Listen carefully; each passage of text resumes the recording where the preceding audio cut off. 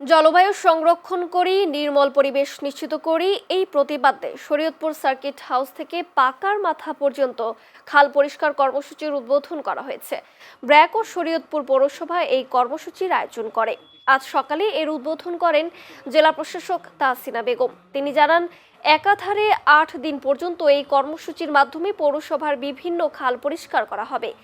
এই কর্মসূচিকে সার্বিক সহযোগিতা করবেন বলে জানিয়েছেন জেলা বিএনপির সাধারণ সম্পাদক সর্দার AKM নাসির উদ্দিন কালু।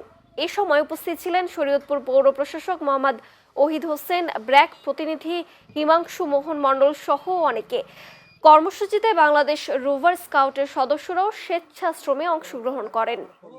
পৌরসভার খালগুলো পরিষ্কারের যে কর্মসূচি নেওয়া হয়েছে, 8 দিন ব্যাপী কর্মসূচি, সেই কর্মসূচির আওতায় আজকে একটি খাল পরিষ্কারের মাধ্যমে বাকি খালগুলো পরিষ্কার করা হবে।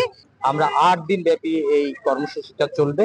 8 দিন, প্রথম পর্বে 8 দিন, এবং এটা কন্টিনিউয়াসলি চলতে থাকবে। তো এই ডেঙ্গু মশা যাতে প্রজনন করতে না পারে, সেই জন্য আমরা কিছু পরিষ্কার পরিচ্ছন্নতা ক্লিনিং ক্যাম্পেইন কার্যক্রম করব। জেলা প্রশাসক মহোদয় এবং প্রশাসন এই জেলার জন্য যখন যে কোনো ভালো উদ্যোগ নেবে, আমরা সর্বত পাশে থাকবো, সহযোগিতা করবো ইনশাআল্লাহ।